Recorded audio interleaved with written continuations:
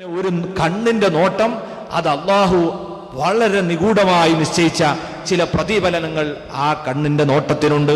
അതുകൊണ്ട് തന്നെ നബി സല്ലല്ലാഹു അലൈഹി വസല്ലം പഠിപ്പിച്ചു, അൽ ഐനു ഹഖുൻ, കണ്ണേറ് എന്ന് പറഞ്ഞത് അന്ധവിശ്വാസമല്ലാതെ സമ്പൂർണവും സത്യമാണ്.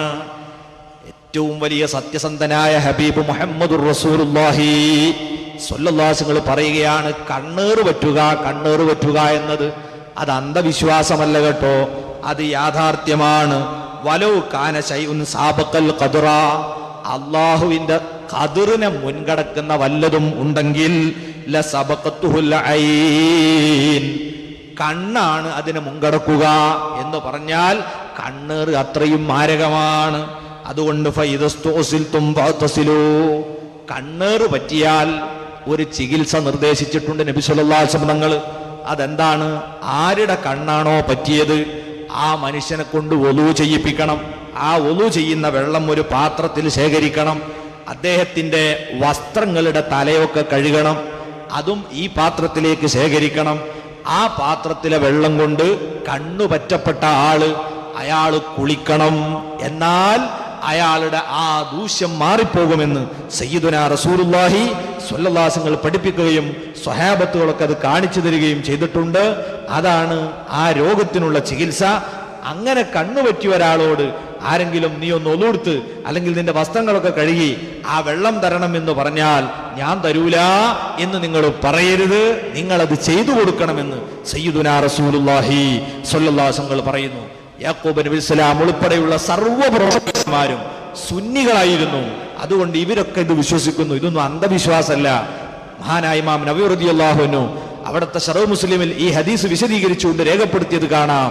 മുസ്ലിം സമുദായത്തിലുള്ള ഒരു ബിദ്അഈ കക്ഷികൾ മുൻപ് കാലത്ത് ഇതിനെ എതിർത്തിട്ടുണ്ട്. അതേ ബിദ്അത്തിന്റെ പിന്മുറക്കാർ ഇന്നും കണ്ണേറ് അതൊക്കെ അന്ധവിശ്വാസമാണ്, തങ്ങൾക്ക് വിവരമില്ലാത്തതൊക്കെ അന്ധവിശ്വാസം എന്ന് പറയുന്ന ചില ആളുകളുണ്ട്. ഇത് യാഥാർത്ഥ്യമാണ്. യാക്കൂബ് നബി സ്വല്ലല്ലാഹു അലൈഹി വസല്ലം അങ്ങനെ വിശ്വസിച്ചു എന്നാണ് യഥാർത്ഥത്തിൽ അല്ലാഹു തന്നെ നമ്മളെ പരിചയപ്പെടുത്തുന്നത്. അതുകൊണ്ട് മക്കളോട് പറഞ്ഞു, ഒരു ഡോറിലൂടെ നിങ്ങൾ കടക്കരുത്. വമാ ഉഗ്നിയൻകും മിനല്ലാഹി മിൻ ശൈഅ, അല്ലാഹു ഇനി നിങ്ങൾ എങ്ങനെ കടന്നാലും എന്തെങ്കിലും ചെയ്യാൻ തീരുമാനിച്ചിട്ടുണ്ടെങ്കിൽ എനിക്കത് തടുക്കാൻ കഴിയില്ല. ഇനിൽ ഹുക്മു ഇല്ലാ ലില്ലാഹി അലൈഹി തവക്കൽതു വഅലൈഹി ഫല്യതവക്കലിൽ മുതവക്കിലൂൻ. തീരുമാനങ്ങളൊക്കെ എടുക്കുന്നവൻ അല്ലാഹയാണ്, നമ്മൾ പരമാവധി സൂക്ഷിക്കുക. അതുകൊണ്ട് നിങ്ങൾ ഒന്നിച്ച് കടക്കണ്ട, അതോടൊപ്പം നിങ്ങൾ അള്ളാഹിന്റെ മേൽ തവക്കുലാക്കുകയും ചെയ്യുക. രണ്ടും നോക്കണം. തവക്കുലും വേണം, നമ്മൾ ചെയ്യേണ്ടതൊക്കെ ചെയ്യും വേണം. അതാണല്ലോ തവക്കുല്. നമ്മൾ അള്ളാഹു നമുക്ക് ഭക്ഷണം തരുന്നവൻ, അല്ലാഹ് നമുക്ക് തരും എന്നിട്ട് പണിക്ക് പോകാതിരിക്കാൻ പാടുണ്ടോ? ഇല്ല, നമ്മൾ പണിക്കും പോകണം, അള്ളാഹു തരുമെന്ന് വിശ്വസിക്കുകയും ചെയ്യണം. പണിക്ക് പോകുമ്പോൾ മുതലാളി നമുക്ക് ജോലി തരണമെന്ന് തോന്നിപ്പിച്ചു കൊടുക്കണമെങ്കിൽ അള്ളാഹ് തോന്നിപ്പിച്ചു കൊടുക്കണം. ശമ്പളം അയാൾ പിടിച്ച് ചിലപ്പോൾ തരാതിരിക്കും, അത് തരണമെന്ന് അയാൾക്ക് തോന്നിപ്പിച്ചു കൊടുക്കേണ്ടത് പടച്ചോനാണ്. അപ്പൊ എല്ലാം നമ്മൾ ചെയ്യേണ്ട ഭൗതികമായതൊക്കെ ചെയ്തുകൊണ്ട് അള്ളാഹുവിൽ ഏൽപ്പിക്കണം. അങ്ങനെ അതാ ബഹുമാനപ്പെട്ടവർ നിർദ്ദേശിച്ചതുപോലെ വലമ്മാ ദഖലൂ മിൻ ഹൈസു അമറഹും അബൂഹും മാ കാന യുഅനിയൻഹും മിനല്ലാഹി മിൻ ശൈഇൻ ഇല്ലാ ഹജതൻ ഫീ നഫ്സി യാഖൂബ ഖല്ലാഹാ വഇന്നഹു ലദു ഇൽമിൻ ലിമാ അല്ലംനാഹു വലാകിന്ന അക്സറന്നാസി ലാ യഅലമൂൻ. വാപ്പയെ അനുസരിച്ചുകൊണ്ട് മക്കൾ വാപ്പ പറഞ്ഞതുപോലെ ഓരോ സ്ഥലത്തും വിവിധ ഡോറുകളിലൂടെ ഒന്നിച്ച് കടക്കാതെ വളരെ സൂക്ഷിച്ചാണ് മക്കൾ കടന്നത്. അവർക്കൊന്നും സംഭവിച്ചില്ല. യാക്കൂബ് നബി ഇസ്ലാമിന്റെ മനസ്സിൽ അദ്ദേഹം ഉദ്ദേശിച്ചതുപോലെ സംഗതി നടന്നു. അഥവാ ആർക്കും കണ്ണുപറ്റിയില്ല. അങ്ങനെ എല്ലാവരും അതാ വീണ്ടും ബിന്യാമീനെ കൂടെ കൂട്ടി കൊട്ടാരത്തിലേക്ക് ചെല്ലുന്നു. സുബ്ഹാനല്ലാഹ്. പിന്നീട് അങ്ങോട്ട് കാണുന്നത് ജീവിതത്തിൽ വല്ലാത്ത അത്ഭുതം തന്നെയാണ്. മഹാനായ യൂസുഫ് നബി സ്വല്ലല്ലാഹു അലൈഹി വസല്ലം ഇവരൊക്കെ നല്ല സ്നേഹത്തോടെ സൽക്കരിച്ചു. നേരത്തെ അവർക്കൊരുക്കിയതിനേക്കാൾ ഗംഭീര വരവേൽപ്പാണ് ഇത്തവണ അവർക്കൊരുക്കി കൊടുത്തത്. അങ്ങനെ അതാ ബഹുമാനപ്പെട്ടവർ സദ്യ തയ്യാറാക്കി. ഇത്തവണ പറഞ്ഞു, നിങ്ങളൊരു കാര്യം ചെയ്യണം, ഭക്ഷണം ഓരോ മേശപ്പുറത്ത് ഈ 2 പേർക്കാണ് വെച്ചത്. അപ്പൊ മൂത്ത ജ്യേഷ്ഠനും തൊട്ടടുത്ത അനുജനും ഇവിടെ ഇരുന്ന് ഭക്ഷണം കഴിക്കും, അടുത്ത 2 ആൾ അപ്പുറത്തിരിക്കും, മറ്റേ 2 ആൾ ഇപ്പുറത്തിരിക്കും എന്നിങ്ങനെ പറഞ്ഞ് ആദ്യത്തെ 10 മക്കൾക്ക് 5 സീറ്റ് റെഡിയാക്കി കൊടുത്തു. ഇനിയിപ്പോ ഒരാളേ ഉള്ളൂലേ, ഓൻ വടി ഇരിക്കട്ടെ എന്നാണ്. അപ്പോഴതാ ബിന്യാമീനാണ് ബാക്കി, ഏറ്റവും ചെറിയ ആള്. ബിന്യാമീൻ കണ്ണിൽ നിന്ന് വെള്ളമൊലിപ്പിക്കുന്നു. അപ്പൊ യൂസുഫ് അലൈഹി സ്വലാത്തു വസ്സലാം ചോദിച്ചു, എന്തിനാ നിങ്ങൾ കരയുന്നത്? അദ്ദേഹം പറഞ്ഞു, എനിക്കും ഒരു ജ്യേഷ്ഠൻ ഉണ്ടായിരുന്നു, ഇക്കാക്ക. അദ്ദേഹം ആടിനെ മേക്കാനും പോയ സമയത്ത് അപകടത്തിൽ മരണപ്പെട്ടു പോയതാണ്. അദ്ദേഹം ഉണ്ടായിരുന്നെങ്കിൽ എനിക്കും ഒന്നിച്ചിരുന്ന് ഭക്ഷണം കഴിക്കാൻ ഒരാളുണ്ടാകുമായിരുന്നല്ലോ എന്ന് പറഞ്ഞുകൊണ്ട് ബിന്യാമീൻ കരയുമ്പോൾ യൂസുഫ് അലൈഹി സ്വലാത്തു വസ്സലാം പറഞ്ഞു, നീ ദുഃഖിക്കണ്ട, നിന്റെ കൂടെ ഞാനുണ്ട്. ഇവർക്ക് വലിയ അത്ഭുതമായി. ഇതെന്താ പടച്ചോനെ, മന്ത്രി നമ്മളെ കൂടെ ഭക്ഷണം കഴിക്കാനിരിക്കെ വല്ലാത്ത ഇഷ്ടമായി, സന്തോഷമായി. ഇത് കഴിഞ്ഞ് രാത്രി അവിടെ വിശ്രമിക്കാൻ പറഞ്ഞു, നിങ്ങൾക്ക് നാളെ പോകാം. ഉറങ്ങാൻ സൗകര്യം ചെയ്തു. യൂസുഫ് അലൈഹി സ്വലാം ഇതേ രീതിയിൽ വളരെ തന്ത്രപൂർവം 2 പേർക്ക് ഒരു റൂം, ഈ രീതിയിലാണ് സൗകര്യം ആവിഷ്കരിച്ചത്. മൂത്ത ജ്യേഷ്ഠൻ യഹൂദയും തൊട്ടടുത്ത അനുജനും ഒരു റൂമിൽ. ഇങ്ങനെ 5 റൂമുകളിലായി 10 കുട്ടികളെയും ഇക്കാക്കമാരെയും താമസിപ്പിച്ചു. അവസാനം ബിന്യാമീന്റെ കൂടെ താമസിക്കാൻ ആളില്ല. ബിന്യാമീൻ അപ്പോഴും കരയുകയാണ്, എനിക്കൊരു യൂസുഫ് ഉണ്ടായിരുന്നു, അവൻ ഉണ്ടായിരുന്നെങ്കിൽ ഞങ്ങൾക്ക് ഒന്നിച്ചുറങ്ങാമായിരുന്നല്ലോ.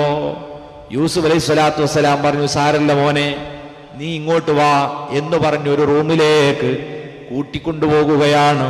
അത് മന്ത്രിയാകുന്ന യൂസുഫ് അലൈഹി സ്വലാത്തു വസ്സലാമിന്റെ റൂമാണ്. അങ്ങനെ സ്വന്തം അനുജനെ, ആ അനുജൻ വിവരമറിയാത്ത രീതിയിൽ തൻ്റെ റൂമിലേക്ക് ഉറങ്ങാൻ കൂട്ടിക്കൊണ്ടുപോയി വളരെ സ്നേഹത്തോടെ ചോദിക്കുകയാണ്, മസ്മുഖ്, മോനെ നിന്റെ പേരെന്താണ്? അപ്പോഴതാ അദ്ദേഹം പറഞ്ഞു, എൻ്റെ പേര് ബിന്യാമീൻ എന്നാണ്. എന്താ ബിന്യാമീൻ എന്ന പേരിന്റെ അർത്ഥം? അദ്ദേഹം പറഞ്ഞു കൊടുത്തു, അത് വളരെ ദുഃഖം എന്നും വേദന എന്നും ഒക്കെയാണ് അതിന്റെ അർത്ഥം. പേരിടാൻ കാരണം എന്നെ പ്രസവിച്ച സമയത്ത് തന്നെ എൻ്റെ ഉമ്മ മരിച്ചുപോയി, അതുകൊണ്ടാണ് ആ പേരെനിക്കിട്ടത്. ഏതായിരുന്നാലും ഹല്ലക്ക വലതുൻ, നിനക്ക് മക്കളുണ്ടോ? കാല അദ്ദേഹം പറഞ്ഞു, ഉണ്ട്. അശ്റുബനീൻ, എനിക്ക് 10 കുട്ടികളുണ്ട്. ഈ ബിന്യാമീൻ ഇപ്പൊ ചെറിയ കുട്ടിയല്ല കേട്ടോ, അയാൾക്ക് 10 മക്കൾ വേറെ ഉണ്ട്.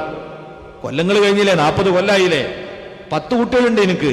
ഫഹല്ലക മിൻ അഖില്ലി ഉമ്മിക, നിന്റെ ഉമ്മയുടെ ഭാഗത്തുകൂടെ നിനക്ക് വല്ല സഹോദരന്മാരുണ്ടോ? കാല കാനലി അഹുൻ ഫഹലക, അതെ എനിക്കുണ്ടായിരുന്നു ഒരു സഹോദരൻ, അദ്ദേഹം മരണപ്പെട്ടു പോയി. അപ്പൊ യൂസുഫ് അലൈഹി സ്വലാം ചോദിച്ചു, അത്തുഹിബ്ബു അൻ നകൂന അഖാക, ഞാൻ നിന്റെ സഹോദരനാകുന്നത് നിനക്ക് ഇഷ്ടമുണ്ടോ? കാല, അപ്പോഴതാ ബിന്യാമീൻ പറയുന്നു, മയ്യജിദു അഹം മിസ്ലക അയ്യുഹൽ മലികൂ, നിങ്ങളെപ്പോലെയുള്ള ഒരു രാജാവിനെ എനിക്കെങ്ങനെ സഹോദരനായി ലഭിക്കാനാണ്? എന്നാൽ എൻ്റെ സഹോദരനേക്കാൾ സ്നേഹമുള്ള ആളാണ് നിങ്ങൾ.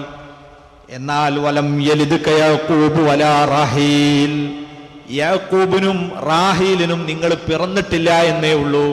എൻ്റെ സഹോദരനാകാനുള്ള എല്ലാ സ്വഭാവവും നിങ്ങൾക്കുണ്ട്.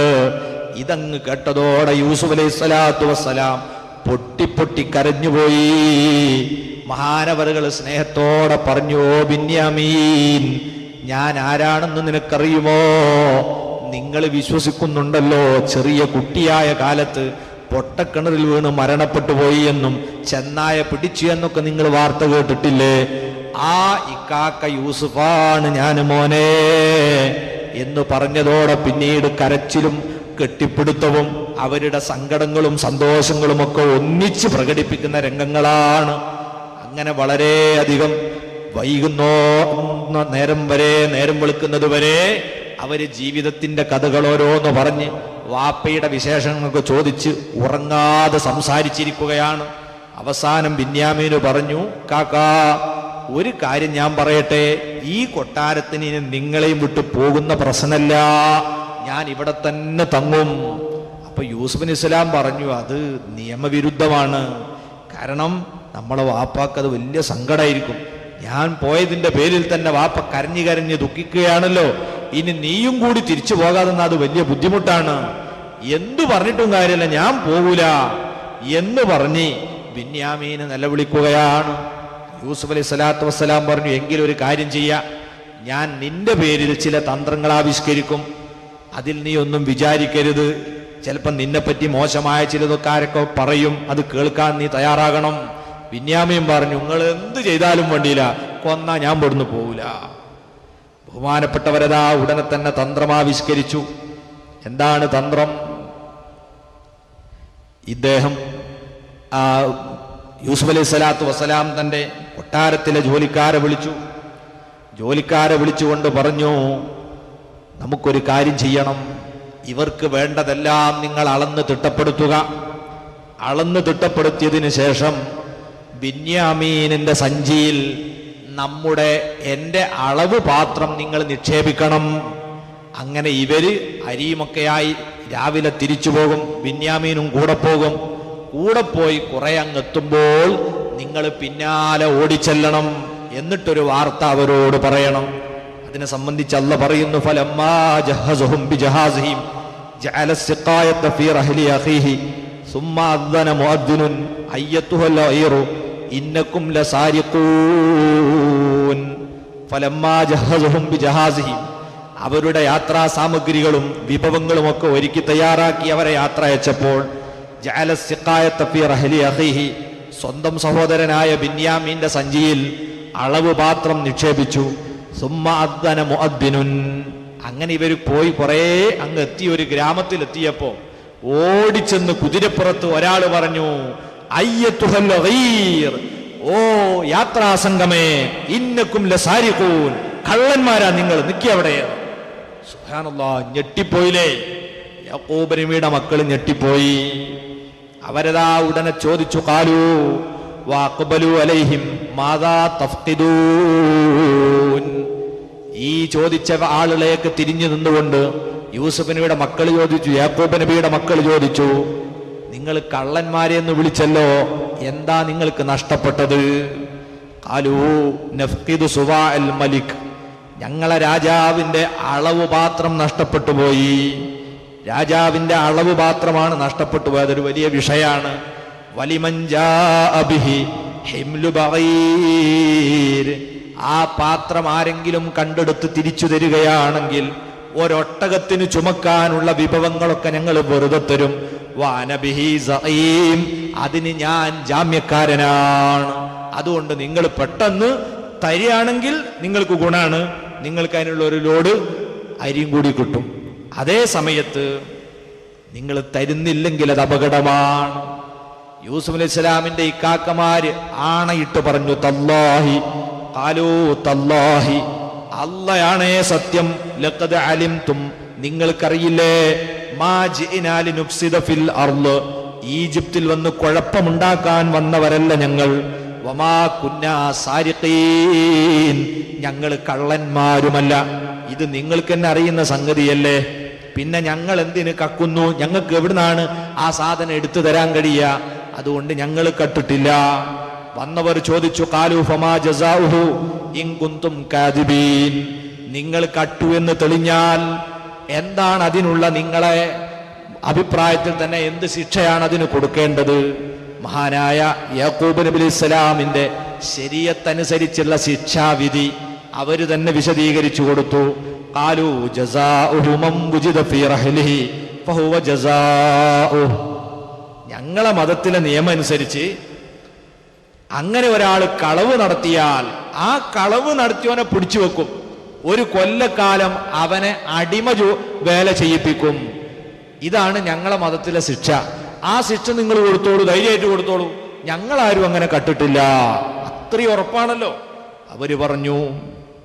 അങ്ങനെയതാ ഉടനെ തന്നെ ഇവരെ കൊട്ടാരത്തിലേക്ക് തിരിച്ചു കൊണ്ടുപോയി. ഇനി ഒന്ന് ചെക്കപ്പ് നടത്തണം. രാജാവിന്റെ മുമ്പിൽ വെച്ചു തന്നെ വേണം. നബിയുല്ലാഹി യൂസുഫ് അലൈഹി സ്വലാത്തു വസ്സലാം അതാ ആദ്യമായി തന്റെ അനുജന്റെ ആ സഞ്ചി പരിശോധിക്കാതെ ആദ്യം മൂത്തയാളുടെ സഞ്ചി പരിശോധിച്ചു, അതിൽ കാണുന്നില്ല. പിന്നെ അടുത്ത ആളുടെ പരിശോധിച്ചു, അതിലുമില്ല. അങ്ങനെ 10 മക്കളുടെ സഞ്ചിയും പരിശോധിച്ചു, ഒരാളെ സഞ്ചിയിലും ഒന്നും കാണുന്നില്ല.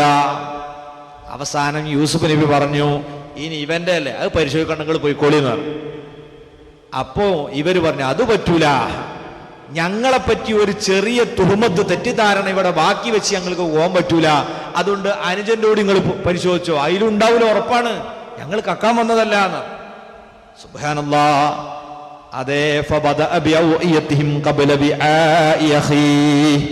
അല്ല പറയുന്നു, സഹോദരൻ്റേത് പരിശോധിക്കുന്നതിന് മുമ്പ് മറ്റുള്ളതൊക്കെ പരിശോധിച്ചു. അവസാനം സുമ്മസ്തഖ്റജഹ, പിന്നെ ആ അളവ് പാത്രത്തെ പുറത്തെടുത്തു. മിൻ വിആഇ അഖീ, അനുജന്റെ പാത്രത്തിൽ നിന്ന് പുറത്തെടുത്തു. കദാലിക കിദ്നാ ലി യൂസുഫ, ഇപ്രകാരം യൂസുഫ് നബിക്ക് നമ്മൾ തന്ത്രം പറഞ്ഞു കൊടുത്തു. മാ കാന ലിയഖുദ അഖാഹു ഫീ ദീനിൽ മലികി ഇല്ലാ അൻ യശാ അല്ലാഹ്, ഈ തന്ത്രത്തിലൂടെ അല്ലാതെ രാജാവിന്റെ നിയമപ്രകാരം ഒരിക്കലും അദ്ദേഹത്തെ പിടിച്ചു വെക്കാൻ വകുപ്പുണ്ടായിരുന്നില്ല. അതിനുവേണ്ടി നമ്മൾ തന്ത്രം പറഞ്ഞു കൊടുത്തു. ആ തന്ത്രമനുസരിച്ച് യൂസുഫ് അലൈഹിസ്സലാം പ്രവർത്തിച്ചു. ഇത് കണ്ടതോടുകൂടി യൂസുഫ് അലൈഹിസ്സലാമിന്റെ ഇക്കാക്കമാരൊക്കെ തലതാഴ്ത്തി. സുബ്ഹാനല്ലാഹ്, നമ്മൾ പറയണ്ടില്ലേനു ഓന്റെ പരിശോധിക്കാൻ. പറഞ്ഞു കുടുങ്ങി, സാധനം ഇന്ന് കിട്ടിയില്ല, ഇനി എന്താ ചെയ്യാ? അവര് മുഖത്തോട് മുഖം നോക്കി വിഷണ്ണരായി നിരാശരായി ഖേദപൂർവം നിൽക്കുകയാണ്. ഉടനെ തന്നെ ദേഷ്യപ്പെട്ടു. പലരും ബിന്യാമീനെ കൊള്ള തട്ടിക്കേറി. നിനക്ക് എന്തിനാടാ ഇതിന്റെ ആവശ്യത്തിനുള്ളതൊക്കെ രാജാവ് തന്നിട്ടില്ലേ? നീ എന്ത് പ്രവർത്തനായി നടത്തിയത്? ഇതൊക്കെ ബിന്യാമീൻ മൗനത്തോടെ കേട്ടുനിന്നു. അദ്ദേഹവും തലതാഴ്ത്തി നിന്നു. ഉടനെ തന്നെ അതാ ഇവരടവ് മാറ്റി. ഉടനെ തന്നെ പറയുന്നു, കാലൂ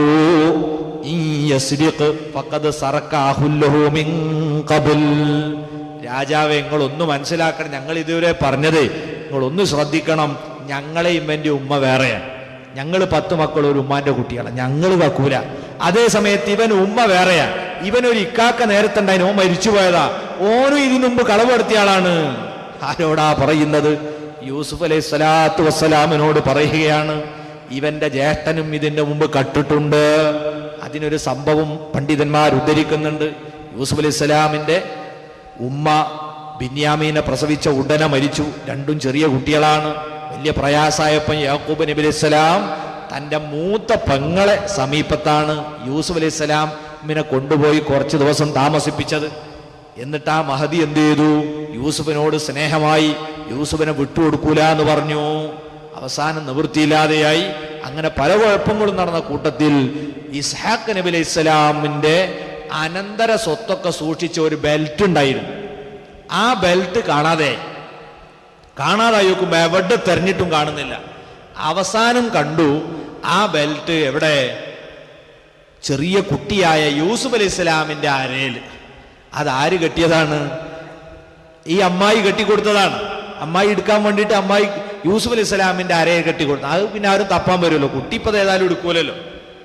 അങ്ങനെ എടുത്തപ്പം അമ്മായി പറഞ്ഞു യാക്കൂബ് നബിയോട്, ഇത് യൂസുഫാണ് എനിക്കെടുത്തത് എന്ന് പറഞ്ഞു. യഥാർത്ഥത്തിൽ യൂസുഫ് അലൈഹി സ്വലാം ഇങ്ങനെ ചിന്തിക്കാൻ പ്രായമായിട്ടുള്ള ചെറിയ കുട്ടിയാണ്. കുട്ടിന്റെ മേൽ വെറുതെ പറഞ്ഞതാണ്. ആ സംഭവം ഇവരുടെ ഓർമ്മയിലുണ്ട്. അത് വെച്ചുകൊണ്ടാണ് അവർ പറയുന്നത്, ഈ യസ്രിഖ് ഫഖദ് സറഖ അഖുല്ലഹു മിൻ ഖബൽ, ഇവൻ കട്ടിട്ടുണ്ടെങ്കിൽ ഇവന്റെ സഹോദരൻ ഒരാളുണ്ടായിരുന്നു യൂസുഫ് എന്ന് പറഞ്ഞിട്ട്, ഓന് മുമ്പ് കളവ് നടത്തിയവനാണ്.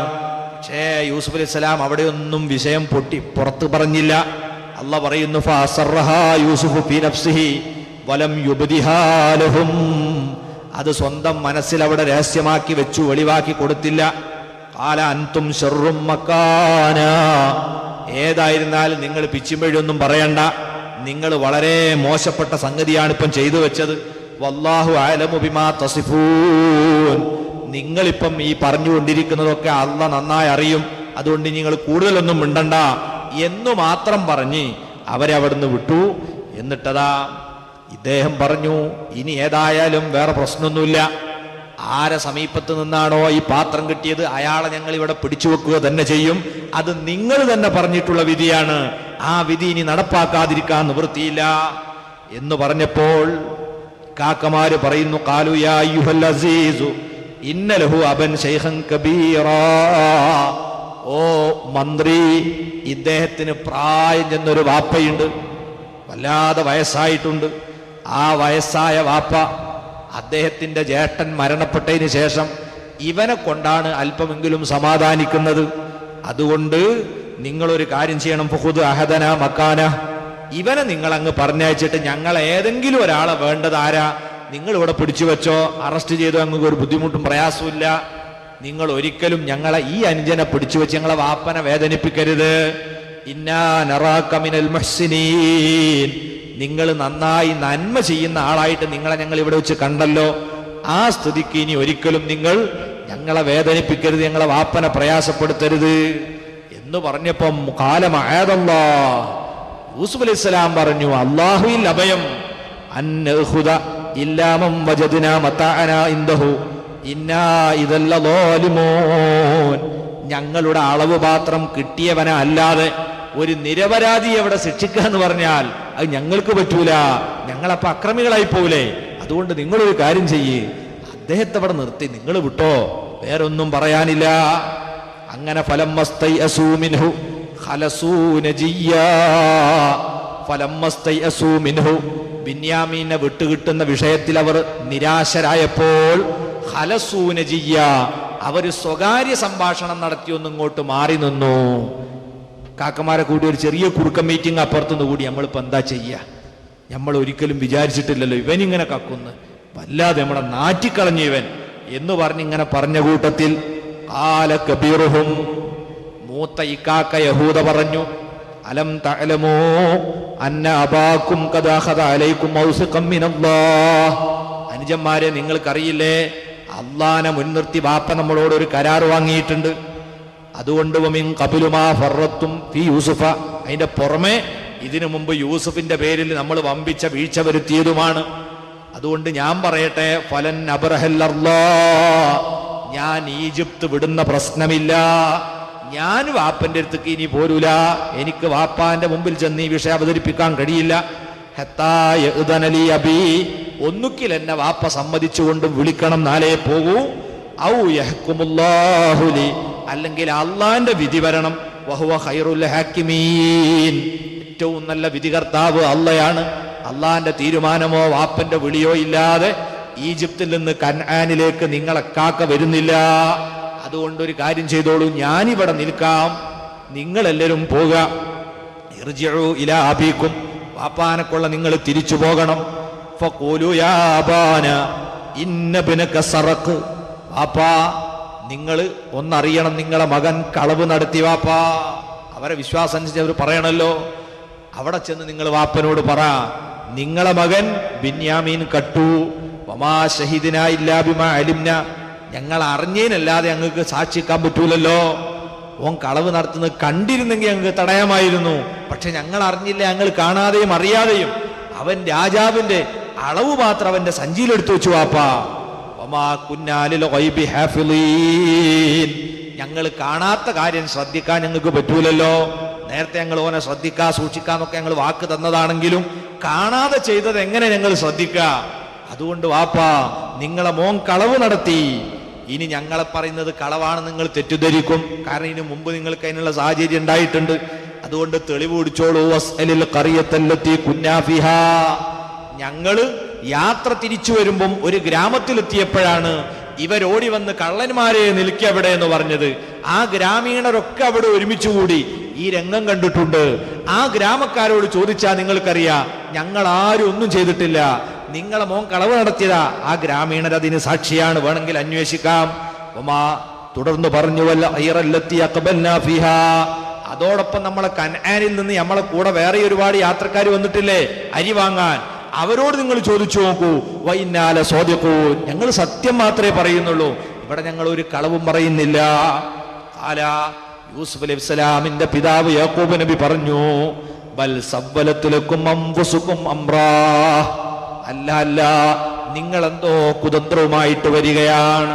കാരണം നേരത്തെ നിങ്ങൾ യൂസുഫിന്റെ കാര്യത്തിൽ ഇങ്ങനെയാണല്ലോ പറഞ്ഞത്. ഇത് മനസ്സിലാക്കാൻ കഴിയാതെ അല്ല യാക്കൂബ് നബി പറയുന്നത്, നേരത്തെ ചെയ്തതിന് അതേ നാണയത്തിൽ തന്നെ ഇപ്പൊ മറുപടി കൊടുത്തതാണ്. തുടർന്ന് യാക്കൂബ് നബി പറയുന്നുണ്ട്, ഫസബറുൻ ജമീൽ, എന്റെ രണ്ടാമത്തെ മോനും നഷ്ടപ്പെട്ട സ്ഥിതിക്ക് ഞാൻ ഇനിയും നല്ല ക്ഷമ അത് സ്വീകരിക്കുകയാണ്. ഇപ്പം ബഹുമാനപ്പെട്ടവർക്ക് യഥാർത്ഥത്തിൽ സന്തോഷമാണ്. കാരണം ഏതൊരു മുസീബത്തും അതിന്റെ പാരമ്യതയിലെത്തിയാൽ ഉടനെ തന്നെ അതിന്റെ ശേഷം അള്ളാഹു എന്തെങ്കിലും ഒരു സന്തോഷം തരുമെന്നുറപ്പാണ്. അതുകൊണ്ട് ബഹുമാനപ്പെട്ടവർ ഉടനെ തന്നെ പറഞ്ഞു, അസല്ലാഹു അൻ യഅ്തിയനീ ബിഹിം ജമീഅ, എന്റെ മകൻ ബിന്യാമീനെയും യഹൂദ വന്നിട്ടില്ല, അവനെയും യൂസുഫിനെയും അള്ളാഹു എന്റെ അടുത്തേക്ക് തിരിച്ചെത്തിക്കാനും മതി. ഇന്നഹു ഹുവൽ അലീമുൽ ഹകീം, അവൻ വളരെ തന്ത്രജ്ഞനും എല്ലാം അറിയുന്നവനുമാണ് എന്ന് പറഞ്ഞ് ബഹുമാനപ്പെട്ടവർ സമാധാനിക്കാൻ. ഇനി എന്തായാലും എനിക്ക് ആശ്വസിക്കാനുള്ള വകുപ്പുണ്ട്, ഞാൻ ക്ഷമിക്കുകയാണ്, കാത്തിരിക്കുകയാണ് എന്ന് പറഞ്ഞ് ആ പിതാവ് മക്കളുടെ ഈ വർത്തമാനം കേൾക്കാൻ കാതുകൊടുക്കാൻ കഴിയാതെ തന്റെ മക്കളെ കാണാത്തതിൽ വളരെ മനംനൊന്തുകൊണ്ട്, ഈ മനപ്രയാസം എന്തുകൊണ്ടാണ്? സ്വന്തം കുട്ടികൾ നേരത്തെ മരണപ്പെട്ടു പോയി എന്ന് പറഞ്ഞാല് നമുക്കൊക്കെ അറിയാലോ, ഒരു 2-3 ദിവസം കൊണ്ട് നമ്മൾ മറക്കും. മരിച്ചുപോയി എന്ന് പറഞ്ഞാൽ നമ്മൾ മറക്കും. കുട്ടിയാണെങ്കിലും വാപ്പയാണെങ്കിലും ഉമ്മയാണെങ്കിലും ഒക്കെ പിന്നെ ആ ഓർമ്മ ഇടക്കിടക്കൊക്കെ ഉണ്ടാവുള്ളൂ, ചെറിയ ഓർമ്മയുണ്ട്. അതിന്റെ പേരിൽ ആരും കരഞ്ഞിരിക്കാറില്ല. അതേ സമയത്ത് നമ്മളെ മകൻ അവിടെ ജയിലിലാണ്, അല്ലെങ്കിൽ അവിടെ അറസ്റ്റ് ചെയ്യപ്പെട്ടിരിക്കുകയാണ്, ജീവിച്ചിരിപ്പുണ്ട്, കാണാൻ കഴിയുന്നില്ല. ഇതറിയുമ്പല്ലേ നമുക്ക് കൂടുതൽ ദുഃഖം ഉണ്ടാകുക. അതാണ് യാക്കൂബ് നബി അറിഞ്ഞതുകൊണ്ടാണ് ദുഃഖിച്ചിരുന്നത്. യാക്കൂബ് നബി ഇവരറിയാഞ്ഞിട്ടല്ല. അതുകൊണ്ടല്ലേ പറഞ്ഞത് അല്ലാഹു തആല അവരെ തിരിച്ചെത്തിക്കും. അങ്ങനെ അതാ ബഹുമാനപ്പെട്ടവർ തവല്ലാൻഹും, ഇവരിൽ നിന്ന് മുഖം തിരിച്ചുകൊണ്ട് വഖാല യാ സഫാ അലാ യൂസുഫ്, ഞാൻ എന്റെ സങ്കടമതാ അള്ളാഹുവിലേക്ക് സമർപ്പിക്കുകയാണ് യൂസുഫ് നബിയുടെ വിയോഗത്തിന്റെ പേരിൽ. പിന്നെയും യൂസുഫിനെ പറ്റിയാ പറയുന്നത്, കൊല്ലം 40-ലേറെ കഴിഞ്ഞു. ഇപ്പോഴും വാപ്പ പറയുന്നത് യൂസുഫ് നബി അലൈഹി സ്വലാമിനെ പറ്റിയാണ്. വബിയല്ലത്ത് ഐനാഹു മിനൽ ഹുസ്നി വഹുവ ഖദീം, സങ്കടപ്പെട്ട് കരഞ്ഞു കരഞ്ഞ് യാക്കൂബ് നബി അലൈഹി സ്വലാമിന്റെ കണ്ണിന്റെ ഉണ്ണി അങ്ങ് വെളുത്തുപോയി. ഇപ്പോൾ കറുത്ത ഉണ്ണി കണ്ണിൽ ബാക്കിയില്ല, അത്ര കരഞ്ഞ് കണ്ണീരൊലിച്ചു പോയിട്ടുണ്ട്. അദ്ദേഹമാണെങ്കിലോ ഫഹുവ ഖദീം, ഈ ദുഃഖം കടിച്ചൊതുക്കുകയാണ്. ഇത് കാണുന്നവരോടൊക്കെ വിളിച്ചു പറഞ്ഞ് സങ്കടം പ്രകടിപ്പിക്കുന്നില്ല. അങ്ങനെയാണല്ലോ ക്ഷമ എന്ന് പറഞ്ഞത്. എന്ത് മുസീബത്തെത്തിയാലും നിലവിളിച്ചു പറയാ, കാണുന്നവരോടൊക്കെ സങ്കടം പറയാ. ഇത് നല്ല ശീലമല്ല, അത് ക്ഷമയുടെ ഭാഗമല്ല. ക്ഷമിക്കുന്ന ആളുകള് കണ്ണീരൊലിക്കും, അതേ സമയത്ത് അതിങ്ങനെ വിളിച്ചു പറഞ്ഞ് പ്രയാസം പ്രകടിപ്പിക്കുകയില്ല, ബാഹ്യമായി ദുഃഖം പ്രകടിപ്പിക്കാൻ പാടില്ല. അത് മതത്തിന്റെ പൊതു നിയമമാണ്. നബി സല്ലല്ലാഹു അലൈഹി വസല്ലം തങ്ങളതാ തന്റെ പ്രിയപ്പെട്ട കുട്ടി ഇബ്രാഹിം എന്ന കുട്ടി മരണപ്പെട്ടപ്പോൾ റസൂലുള്ളാഹി ആ കുട്ടിയെ കയ്യിലെടുത്തുകൊണ്ട് കണ്ണിൽ നിന്ന് ഇങ്ങനെ കണ്ണീര് ചാലിട്ടൊഴുകുകയാണ്. റസൂലുള്ളാഹി തങ്ങളോട് സ്വഹാബത്ത് ചോദിച്ചു, നബിയേ, നിങ്ങളല്ലേ ഞങ്ങളോട് പറയാറുള്ളത് ഇങ്ങനെ ദുഃഖം പ്രകടിപ്പിക്കരുതെന്ന്, അവിടുന്ന് എന്താ ഇങ്ങനെ കരയുന്നത്?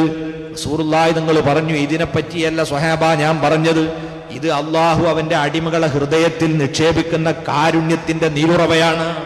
ഇങ്ങനെ കണ്ണിൽ നിന്ന് വെള്ളം വരാത്തവന്റെ കൽബിന് കനിവില്ല, കാരുണ്യമില്ല. അതേ സമയത്ത് നമ്മൾ നിരോധിച്ചതേതാ? ആ ദുഃഖത്തിന്റെ പേരിൽ പിച്ചും പിഴയും പറയുന്നതാണ്, എന്തെങ്കിലും വിളിച്ചു പോവുന്നതാണ്, പൊറുതികേട് കാണിക്കുന്നതാണ്. ഇത് കാരുണ്യത്തിന്റെ അടയാളമാണ്. അങ്ങനെ കരഞ്ഞുകൊണ്ടാണ് യാക്കൂബ് അലൈഹി സ്വലാമിന്റെ കണ്ണുകലങ്ങിയത്. ഇത് കണ്ടിട്ട് മക്കൾ പറയാൻ തുടങ്ങി, കാലൂ തല്ലാഹി തഫ്തൗ തദ്കുറു യൂസുഫാ. മക്കള് പറയുന്നു, തല്ലാഹ്, അള്ളയാണ് ആ സത്യം, തഫ്തൗ തദ്കുറു യൂസുഫ, നിങ്ങൾ ഇങ്ങനെ യൂസുഫിനെ ഓർത്ത് ഓർത്ത് ഓർത്ത് ഹത്താ തകൂന ഹറലാ, നിങ്ങളെ ശരീരവും മനസ്സും ഒക്കെ തളർന്നു പോകും ബാപ്പാ. എത്രയോ വർഷം മുമ്പ് മരണപ്പെട്ടു പോയ, ചെന്നായ പിടിച്ചുപോയ ഒരു കുട്ടിനെ ഇനിയും നിങ്ങൾ മനസ്സിൽ ഓർത്തിട്ട് നിങ്ങളെ തടി കേടുവരുത്തേണ്ട വെറുതെ. എന്നിട്ട് പറയാണ് ഔ തകൂന മിനൽ ഹാലിക്കീൻ, അല്ലെങ്കിൽ ഈ ഓർമ്മ നിങ്ങളെ മരണത്തിലേക്ക് നയിച്ചേക്കും. അതുകൊണ്ട് ഇനിയും നിങ്ങൾ വർഷങ്ങൾക്ക് മുമ്പ് മരണപ്പെട്ട ചെന്നായ പിടിച്ചുപോയ ഒരു കുട്ടിയെ ഓർത്ത് ദുഃഖിക്കല്ല വാപ്പാ, നിങ്ങളെ ശരീരത്തിനും മനസ്സിനും കേടാണ്. കുട്ടികളെ ഉപദേശം. പക്ഷേ മഹാനവറുകൾ പറഞ്ഞു, കാല ഇന്നമാശ്കൂ ബസ്സി വഹുസ്നി, ഞാൻ എൻ്റെ ദുഃഖവും സങ്കടങ്ങളുമെല്ലാം ബോധിപ്പിക്കുന്നത് ഇലല്ലാഹ്, അല്ലാഹുവിനോടാണ് കേട്ടോ. എൻ്റെ എല്ലാ ദുഃഖങ്ങളും ഞാൻ അല്ലാഹുവിനോടാണ് പറയുന്നത്. പിന്നെ നിങ്ങൾ പറയും പോലല്ല, വഅലമു മിനല്ലാഹി മാ ലാ തഅലമൂൻ, ഞാൻ പ്രവാചകനാണ്, നിങ്ങൾ അറിയാത്ത കാര്യം ഞാൻ അല്ലാഹുവിൽ നിന്നറിയുന്നുണ്ട്. ഇതാണ് യാക്കൂബ് അലൈഹിസ്സലാം പറയുന്നത്. അതുകൊണ്ട് മരണപ്പെട്ടു പോയിട്ടില്ല, അവരപ്പുറത്ത് ജീവിച്ചിരിപ്പുണ്ട്, എന്നിട്ടും കാണാൻ കഴിയാത്തതിലാണ് ദുഃഖം എന്ന് പറഞ്ഞുകൊണ്ട് ബഹുമാനപ്പെട്ടവരതാ സങ്കടപ്പെടുകയാണ്.